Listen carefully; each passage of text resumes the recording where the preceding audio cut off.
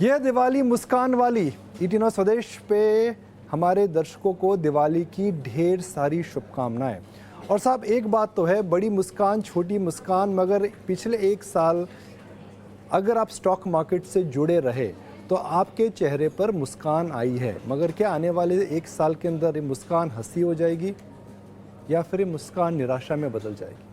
इस समय क्या हमें करना चाहिए, क्या नहीं करना चाहिए? अक्सर कहा जाता है क्या नहीं करना चाहिए पे फोकस करना चाहिए, और क्या बड़े थीम्स हैं जहां पर अगर आप दाव लगाएं तो आने वाले कुछ साल आपके लिए अच्छे हो सकता है। इस चर्चा को बढ़ाते हैं, हमारे साथ एक बड़े विशेष मेहमान हैं, और मैं विशेष इसलिए बोल रहा हूँ बिकॉज मैं 22 साल से मनीष चौखानी साहब से इंटरेक्ट कर रहा हूँ। इनकी सोच, इनके विचार, इनकी समझ और इनसे जो मैंने पर्सनली सीखा है वह एक प्रकार की एक मिसाल है। तो चौखानी साहब, ET9 स्वदेश पे आपका बहुत बहुत शुक्रिया। दिवाली की शुभकामनाएं। Thank you very much. ये दिवाली मुस्कान वाली, क्या है मुस्कान आने वाले समय में और बढ़ेगी? निकुंज, हर दिवाली मुस्कान वाली ही होती है और हम एकदम एक तरीके से बहुत फॉर्चुनेट हैं कि जो देश में हम हैं उसका, जैसे प्रधानमंत्री ने कहा है कि जो अमृत काल है, अगले जो 25 साल हैं, ये एक्चुअली हमारी गोल्डन पीरियड है हमारे आगे। क्योंकि जो भी इवेंट्स कंस्पायर हो रहे हैं दुनिया में कि इंडिया को सेंटर स्टेज में लाया जाए, यंग पॉपुलेशन है, ग्रोइंग इंडस्ट्री है, एंटरप्रेन्योरशिप है, सरकार की बैलेंस शीट ठीक है, इंडस्ट्री की बैलेंस शीट ठीक है, घर बारों की बैलेंस शीट ठीक है, और वो जोश है, एनर्जी है, एन अपॉर्चुनिटी है। सो अगर इसको हम यूटिलाइज ना कर पाएँ तो it will be ours to lose. But ये ऐसा दौर मैंने बहुत कम देखा है कि हर चीज़ कंस्पायर हो रहा है कि हमें आगे बढ़ाएं, चाहे वो वर्ल्ड कप हो, एशियन गेम्स हो, इंडस्ट्री हो, हर क्षेत्र में भारत का समय आ गया है। तो ये जोश जो है, हाउस ऑफ जोश, बड़ा फेमस डायलॉग हुआ था जी। तो इस साल जोश तो स्मॉल कैप और मिड कैप स्टॉक्स में रहा है, और अक्सर बोला जाता है कि जी small and mid cap stocks जब चलते हैं वो मार्केट का अंतिम चक्र होता है। नहीं, दैट्स नॉट ट्रू। कि जब जैसे हम कहते हैं फेज़ 0 से मार्केट लिफ्ट ऑफ होता है तो नॉर्मली सरकार ट्राई करती है कि किक स्टार्ट किया जाए बाय गिविंग सम कंसेशन, या कोई इंपॉर्टेंट कमोडिटी के भाव बढ़ते हैं तो एक क्षेत्र में प्रॉफिट पूल चालू होता है। वैसा मार्केट आप आज चाइना में दे सकते हैं कि एकदम साफ़ है, कोई को कुछ नहीं करना है, रियल एस्टेट में मंदी है, स्टॉक मार्केट में मंदी है, इंडस्ट्रियलिस्ट घबराए हुए हैं कि क्या वो सरकार चाहती है, तो वो मार्केट एकदम ख़त्म जैसा है, और वहाँ पे जो भाव हैं वो बहुत अट्रैक्टिव हैं। इंडिया में जो बुल मार्केट शुरू हुआ पोस्ट कोविड, कि इस देश ने दिखाया दुनिया को लीडरशिप, तो वो रोटेशन में जब एक एक सेक्टर चलता है, इनमें को पहले बैंकिंग चलेंगे, फिर आपके जैसे कैपिटल गुड्स चले, फिर रियल एस्टेट चला, फिर पावर यूटिलिटी स्टॉक्स चले, वैसे ही लार्ज कैप से मिड कैप में, स्मॉल कैप में रोटेशन चलते रहता है, एंड ईच वन जैसे रिले रेस में बेटन पास होते रहता है। तो last year definitely small cap में 30% रिटर्न बने, मिड कैप में 20% बने, लार्ज कैप में 10 बने। आई थिंक आने वाले साल में ये हो सकता है रिवर्स हो जाए कि लार्ज कैप में ज़्यादा पैसा बने, मिड कैप में कम, एंड स्मॉल कैप में सबसे कम।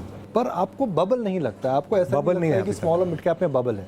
सी, एक्सूबरेंस है, बट एज अ कैटेगरी कि ये पूरा का पूरा साफ़ हो जाएगा वो तो बात तो है नहीं।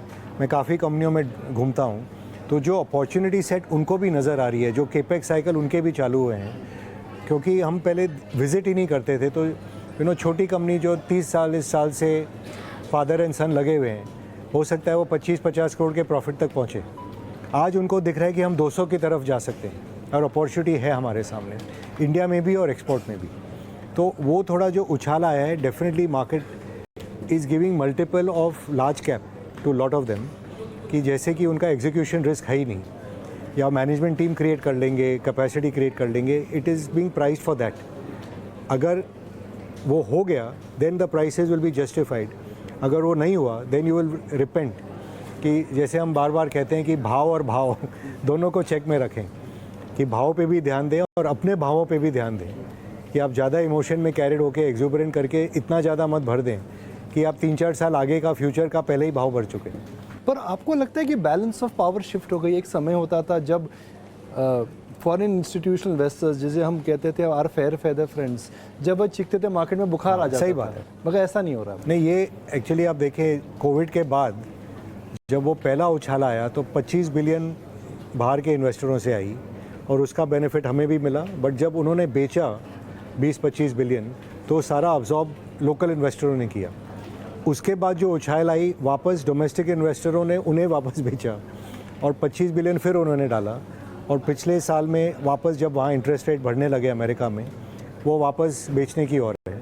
और यही लोग अगले इलेक्शन के बाद एकदम ज़ोरों से आने वाले हैं वापस। और नॉर्मली जब फॉरेन इन्वेस्टर आते हैं वो ऊपर से चालू करेंगे कि आप बड़े सेक्टर में बड़े स्टॉक में पैसा डालें, और वो पैसा नीचे होकर ट्रिकल होता है, बट जो पहला उछाल आएगा वो फिर बड़े शहरों में आएगा। और ये हमने आपके अंग्रेज़ी चैनल में जो बात की कि इंडिया का MICI वेट बढ़ना ही बढ़ना है। जी हाँ जी। अगर आज हम 3-3.5% GDP शेयर हैं दुनिया के, MICI का वेटेज 1.6-1.7 जैसा है, that has to go up. और ये डबल हुआ तो it's a wall of money. तो 25-50 बिलियन तो FII का पैसा आने के आसार हैं। 25-50 बिलियन जो डेट इंडेक्स में हम इंक्लूड हुए हैं उसमें आ सकता है, क्योंकि आज खाली JP मॉर्गन ने डाला है, ये ब्लूमबर्ग में, बार्कलेज में, हर इंडेक्स में इंक्लूड होंगे। और फिर हर जो कंपनी है दुनिया का, उन्हें पता है कि दुनिया का सबसे बड़ा मार्केट इंफ्रास्ट्रक्चर में हो या कंज्यूमर सेक्टर में हो, वो भारत ही है। तो उसमें 50 बिलियन तो आने ही आने, PE में हो कि FDI में हो।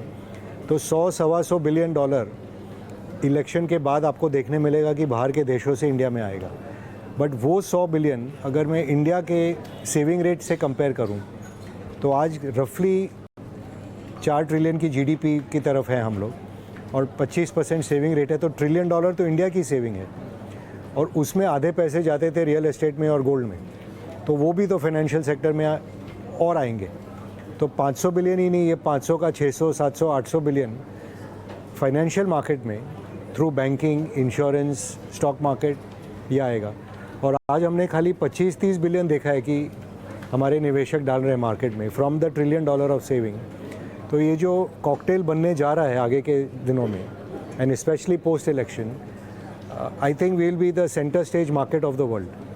तो आखिरी 3 सवाल। अब एक सबसे बड़ा प्रश्न आता है कि भाई इलेक्शन के पहले निवेश करके रिस्क लें या इलेक्शन के बाद क्लैरिटी के बाद रिस्क लें। आपने जो अभी हमें एक थ्योरम दिया है इलेक्शन के बाद, आपने 3 बार इलेक्शन के बाद देखिए, अगर market is a discounting mechanism, तो उन्हें जैसे स्टेट इलेक्शन को तो कोई कुछ मानता नहीं है कि सेंटर में अलग होता है, बट सपोज सेंट्रल इलेक्शन में कुछ गड़बड़ हुई, which today market is not expecting, कि पॉलिसी कंटिन्यूटी रहेगी। अगर कोई मिली जुली सरकार बनी या कुछ उनको पॉज लेना पड़ा, वो मार्केट को सेंस मई में नहीं मार्च में ही आ जाएगा। तो अगर ये इलेक्शन रिजल्ट के बाद, दिसंबर के बाद उनको लगने लगा कि मई election looks like more of the same policy, तो ये डिस्काउंटिंग करते करते आपको मई में ऐसे जगह पहुंचा देंगे कि आपको लगेगा ये तो भाव पहले ही बन गए। कि 2018 के इलेक्शन के बाद मार्केट गिरा था। हाँ जी, बढ़ा नहीं था। बट 2013 के पहले मार्केट ऑलरेडी बढ़ चुका था। जी हाँ जी हाँ जी हाँ। क्योंकि 2018-19 में तो ये गिवन था कि वापस वही सरकार आएगी, तो एक्सपेक्टेशन इतने बढ़ गए कि उसके बाद you say you buy the rumour and sell the news. जी हाँ जी हाँ। तो आज जो रूमर है इज़ की गवर्नमेंट इज़ कमिंग, बट अगर ये न्यूज़ चेंज होने वाला है then you may get a correction, at which point आप बोलोगे कि मुझे सस्ता खरीदना है। Probability is low, which is why market is the way it is. But अगर मैं 5 साल का व्यू लूँ, चाहे कोई भी सरकार आए, आज जो देश की स्थिति है कि हर यंगस्टर को he wants a better life, बिजली, सड़क, पानी से आगे मोबाइल, जनधन, नौकरी, ये सब टॉपिक बन गए हैं, तो कोई भी सरकार आए उन्हें वो देना ही पड़ेगा। और सेंटर के अलावा मैं जो राज्य में भी देख रहा हूँ, जो कंपटीशन फैल गया है, हमारी कंपनियाँ जो है जिसमें मैं बोर्ड में हूँ, पहले Maharashtra, Gujarat, Tamil Nadu used to be centre stage, आज यूपी की बात होती है, तेलंगाना की बात होती है। हमने कल इन्वेस्टमेंट अप्रूव किया है ओडिशा में, जहाँ की बहुत बढ़िया काम हो रहा है। उत्तराखंड में बहुत इन्वेस्टमेंट हो रहे हैं।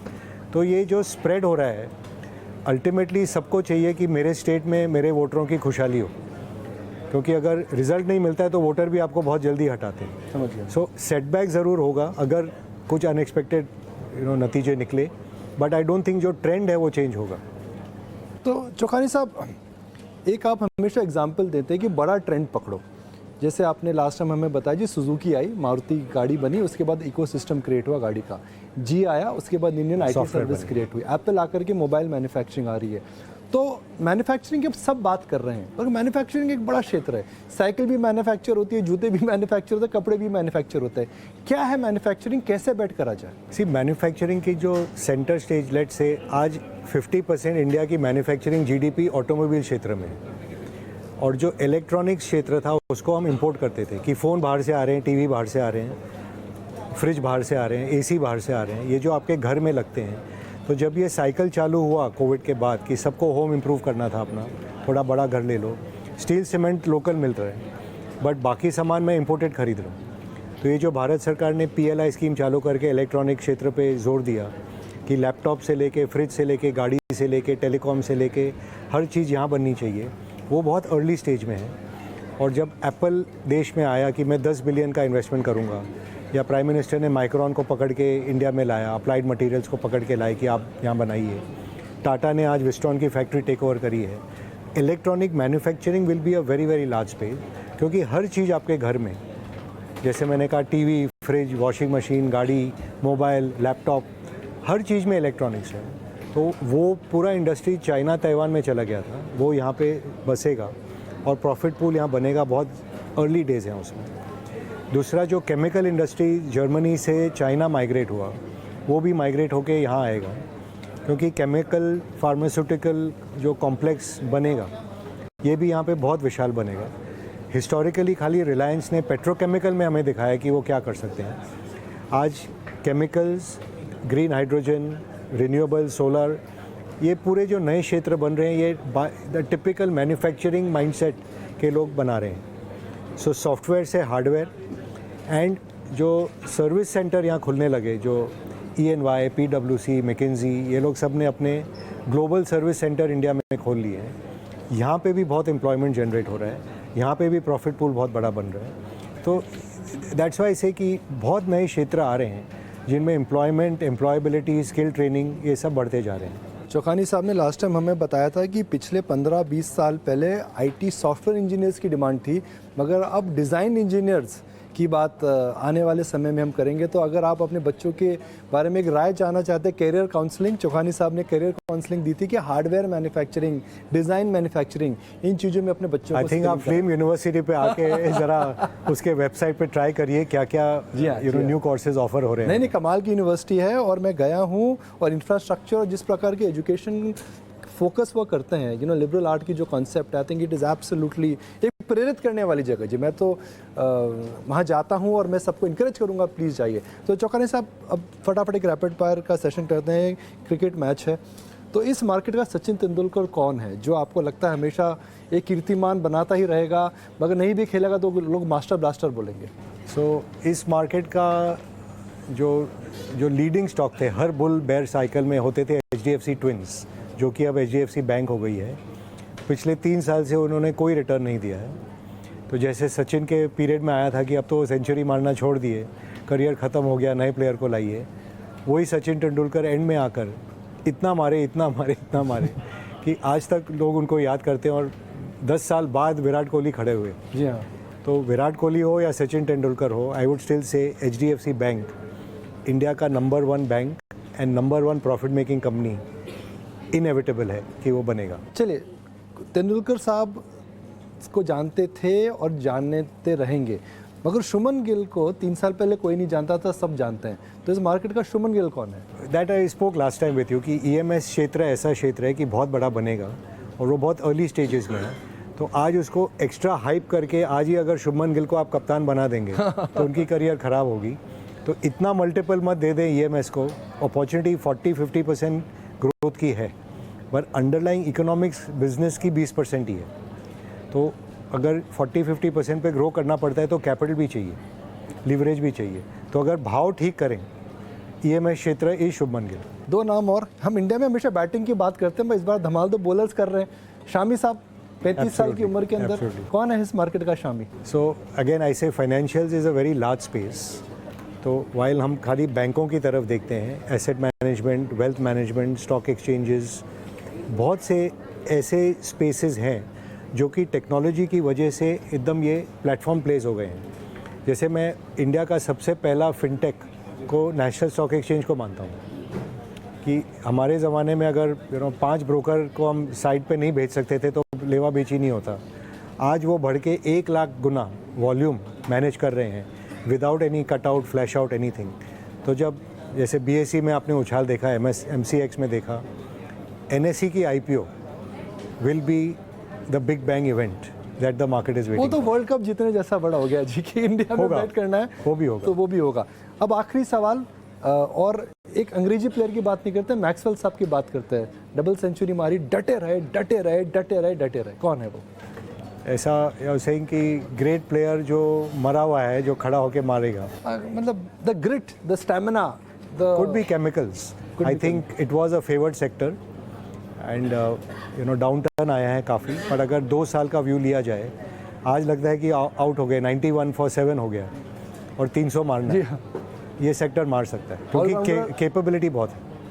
आखिरी सवाल, और आखिरी सवाल, अब इसमें आप चॉइस करिए, बुमराह और हार्दिक में आप चूज कर सकते हैं इन आप दोनों में थोड़ा किसके बारे में बात थोड़ा करेंगे? क्लू दीजिए। एक ऑलराउंडर है, थोड़ा एक clue स्विंग दीजिए। बॉलर है, तो दोनों के पास नहीं, सी ऑनेस्टली अपने जो सारे बड़े ग्रुप हैं, मैं उनके ऊपर ध्यान देता हूँ कि जिंदल्स बहुत बेहतरीन काम कर रहे हैं हर सेक्टर में।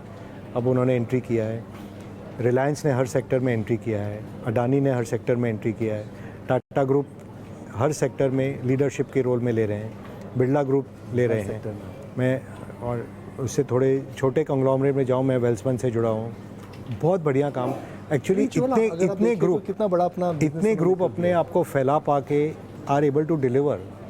एंड ऐसा नहीं है कि अपॉर्चुनिटी एक के आने से दूसरे की कम हो गई, सबको अपॉर्चुनिटी है ग्रो करने। और ये सच में मेरा मानना है, ये भारत की पीरियड है।